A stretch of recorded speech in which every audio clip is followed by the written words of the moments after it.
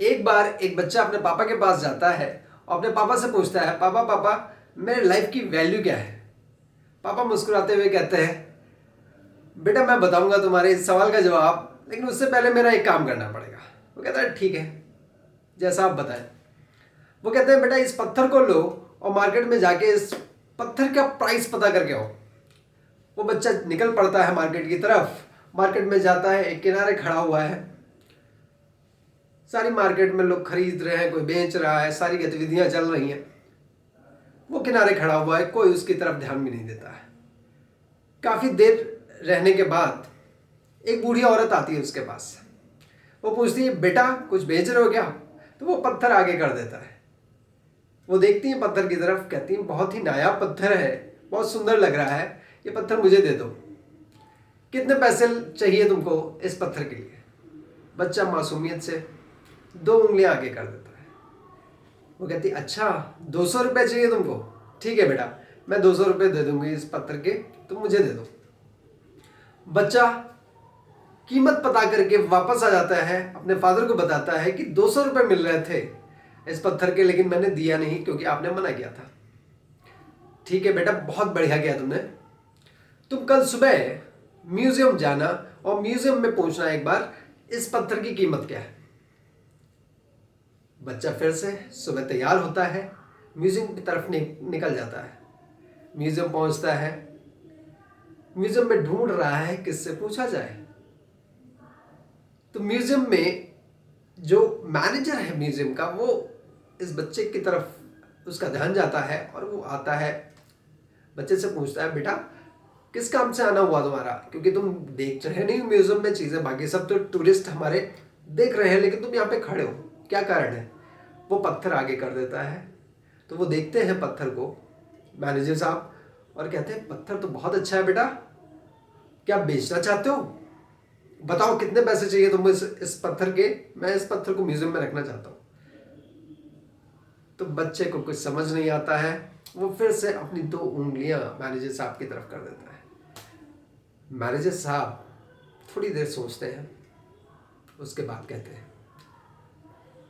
ठीक है बेटा, मैं तुमको इसके 20,000 दे दूंगा, तुम मुझे पत्थर दे दो। अब बच्चे को समझ नहीं आ रहा है, 200 रुपये ही उसको बहुत ज्यादा लग रहे थे, यहाँ 20,000 रुपये मिल रहे हैं। उसका मन एक बार को तो होता है कि मैं दे दूं, 20,000 रुपये ले लूं, लेकिन फिर से पापा जी ने मना किया था, पत्थर नहीं देना। वो वापस से घर आता है, पापा को बड़े ही एक्साइटेड होकर बताता है, 20,000 रुपये मिल रहे थे पापा, लेकिन मैंने पत्थर नहीं दिया क्योंकि आपने मना कर रखा था। आप बोलो तो मैं वापस जाके इस पत्थर को बेच के आता हूँ। फादर मना कर देते हैं, कहते हैं, नहीं बेटा, इस पत्थर को बेचना नहीं है, एक आखिरी काम और कर दो तुम, उसके बाद मैं तुम्हारे सवाल का जवाब दूंगा। वो कहता है, आपको बेचना नहीं है और अब मुझे इधर उधर भेज रहे हो, ठीक है मैं जाऊंगा, अब आखिरी बार कहां जाना है बताइए। तो कहता है, ठीक, कल सुबह उठना तुम और इस शहर की सबसे बड़ी जो बेशकीमती पत्थरों में जो डील करते हैं, ये जो शोरूम है बेशकीमती पत्थरों का, वहां जाओ और इस पत्थर की कीमत पता करके आओ। अब मरता क्या ना करता, पापा की तो बात माननी है ना। तो पापा जी की बात सुन के थोड़ी देर तो परेशान होता है, अपने रूम में जाता है, कहता है, यार पापा को बेचना तो है नहीं पत्थर, और मेरे को रोज रोज कहीं ना कहीं भेज दे रहे हैं, लेकिन फिर भी पापा का आदेश है तो मानना पड़ेगा। अगले दिन सुबह तैयार हुआ और चला गया उस शहर के सबसे बड़े शोरूम में, जहां पे कीमती पत्थरों का लेन देन होता था। वहां पहुंच गया, लंबी कतारें लगी हुई हैं महंगी महंगी कारों की। अब ये सोचता है कि मैं यहाँ पे थोड़ा सा फिट नहीं बैठ रहा हूँ, तो मैं किससे बात करूँ, लोग कोई खरीद रहा है, कोई बेच रहा है। अब ये जाके वहीं पे किनारे खड़ा हुआ है, सोच रहा है किससे बात करूँ मैं। ये इस बच्चे पे उस शोरूम का जो मालिक है उसकी नज़र पड़ती है। वो देखता है ये बच्चा बड़ा ही कंफ्यूज सा खड़ा हुआ है। वो चल के आता है, बेटा बताओ तुम कैसे आए हो यहाँ पे, कोई काम है क्या? तो बच्चा क्या करता है, वो अपना हाथ आगे कर देता है जिसमें उसने पत्थर ले रखा है। पत्थर देखते ही जो शोरूम का मालिक है वो कहता है, ओ माय गॉड, इस पत्थर को बेटा मैं पूरी लाइफ ढूंढता रहा, ये तुम्हारे पास कहां से आया? ये पत्थर मुझे हर हालत में चाहिए, ये पत्थर मुझे दे दो बेटा। वो पूछते हैं, इसकी कीमत कितनी चाहिए तुमको? थोड़ी देर बच्चा सोचता है, फिर से 2 उंगली वो आगे कर देता है। शोरूम का मालिक समझ नहीं पा रहा है, वो कह रहे कि क्या कीमत इसकी लगाए।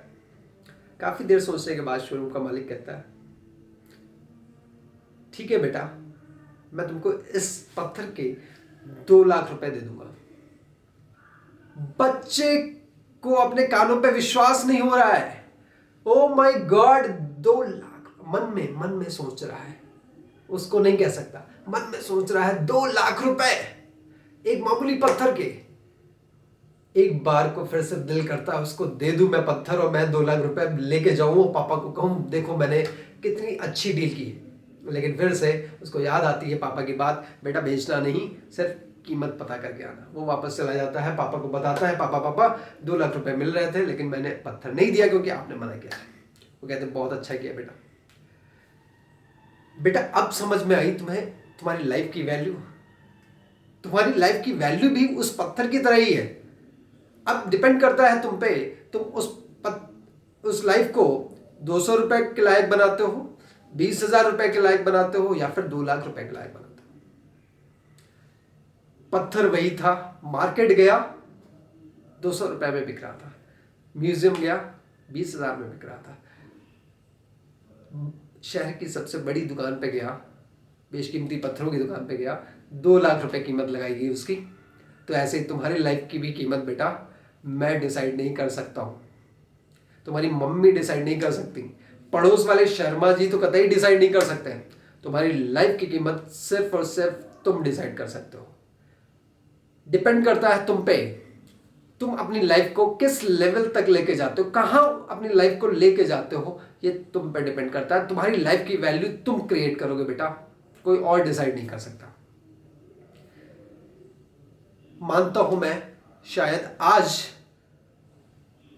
अभी शुरुआत है तुम्हारी लाइफ की, तुम्हारी लाइफ की वैल्यू बहुत नहीं है, लेकिन खुद से वादा करो आने वाले 10 सालों में मैं कुछ ऐसा करके दिखाऊंगा कि मुझ पे गर्व होगा, मेरे माता पिता को, मुझे खुद को, मेरे दोस्तों को, मेरे रिश्तेदारों को गर्व होगा तुम पे।